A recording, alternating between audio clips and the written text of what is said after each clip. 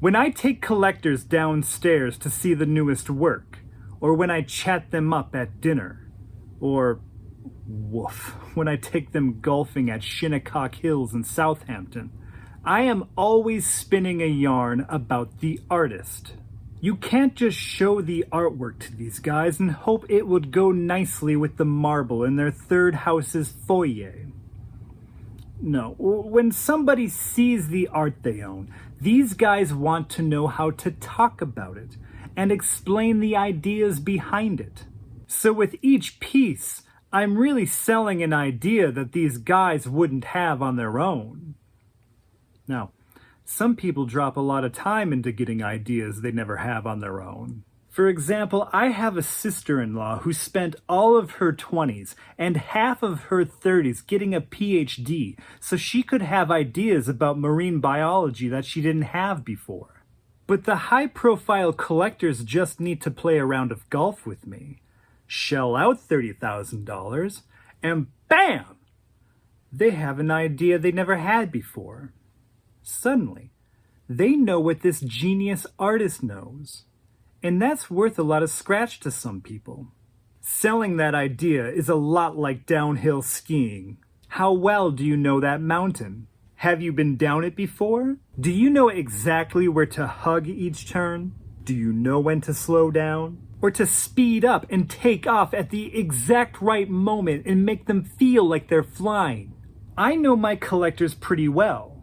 I know what they like, what they don't like, but it's always tricky when you're selling a new artist that they've never bought before. Like Celia. Some people like the baggage she comes with.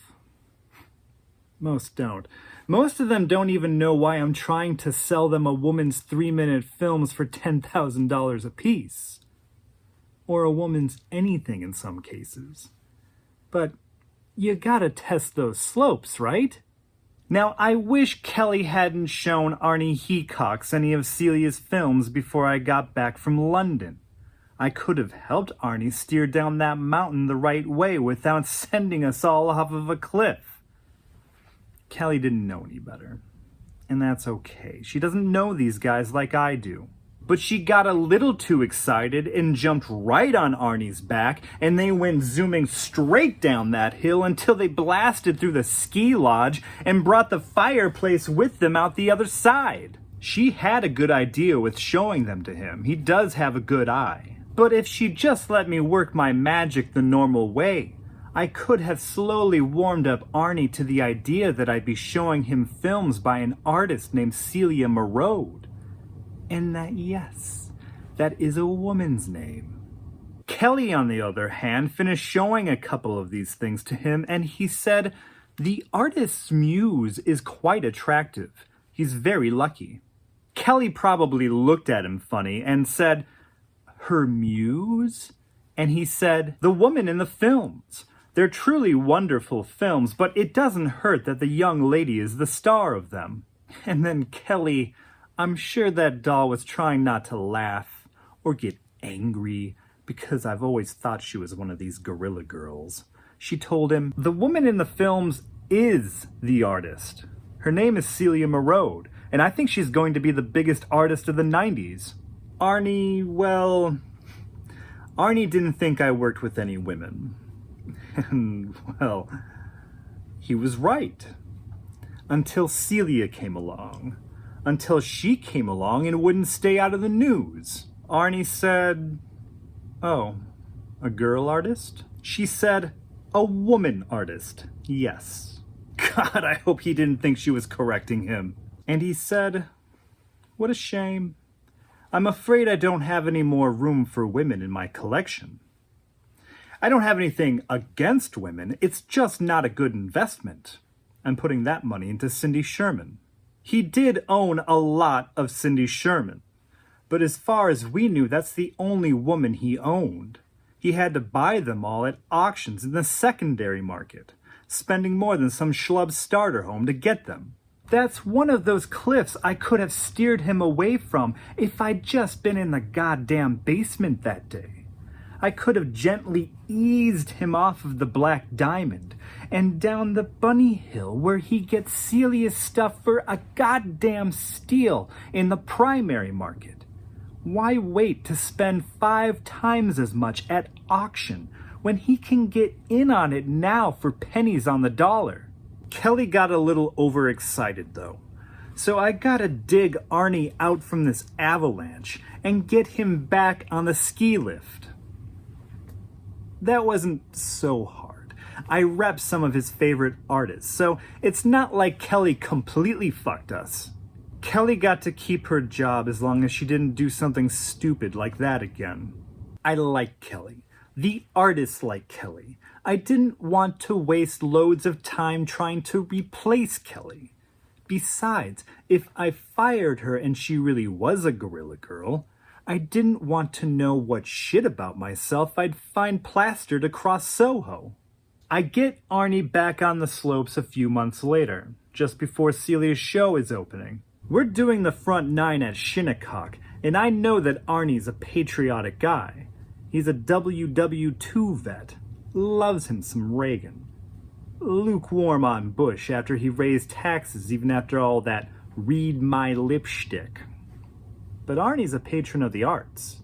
That guy might have a military haircut, but I know he's a little freak when the right people are looking. You know, half the guys on the golf course are smoking stogies, but Arnie's making me schedule the first tea time of the day so that we can smoke a J without too many people around. He didn't like this NEA mess that Bush was wrapped up in. Now, Arnie's seen some shit. Nazis burning books and whatnot. He's not offended by much, but he's offended by people who say you can't say that. So I egged him on a little bit. Riled him up about Jesse Helms and Pat Robertson and all these guys who think everything outside of the King James is pornographic. While he drove the golf cart along the fairway, I said, you know, one of my artist's NEA grants was turned down because of this brouhaha. He said, Christ, really? Who? Was it Eagleheart? Celia Merode. He said, Celia Merode? Celia Merode, the one Kelly showed me. The film girl. That's the one. He just said, interesting. But he sure didn't sound interested. He didn't say anything after that. He just kept driving the cart toward the green.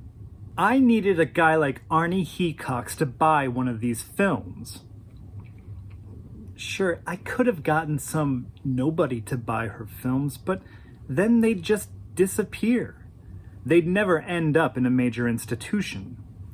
I needed a guy like Arnie, a guy who bankrolls places like the Whitney with his fund's charity.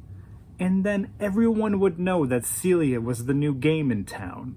Maybe she'd get into the Whitney Biennial. Maybe the Venice Biennale people would notice her. Oh, yeah, I mean, these might be artists, but they still gotta work their way up the chain like any yuppie schmuck desk jockey. So I don't waste time trying to sell anything for a few $1,000, 'cause that shit'll go nowhere. If Arnie bought her, though, it could turn into a feeding frenzy. We stepped out of the cart and pulled out our wedges. I said, you really liked her films, I heard. He said, they were beautiful, like stepping into Oz. I said, you know, we're still looking for a patron who will introduce her work to the Whitney. Patrick. That's how I know something bad's coming. He just says my name and pauses for a long time. He chipped the ball onto the green. He said, I'd love to help, but I'm just not that interested in buying films. Have you seen museums try to show these things? You always need to awkwardly squeeze through a dirty curtain, and then there's people loitering around in there, barely watching the thing. How many times have you walked into a film like that and just walked out after 10 seconds? It'll never add up to anything. I wasn't going to argue with him. It was a long morning on the course. I racked up a lot of double bogeys to keep him in the lead. But by the time we got back to the clubhouse, We came to a deal. If he bought one of Celia's films for $15,000, then I'd give him first pick on the next set of Eagle Heart sculptures. And, well, I'd give him a massive discount on it too. We need to turn these artists into geniuses somehow.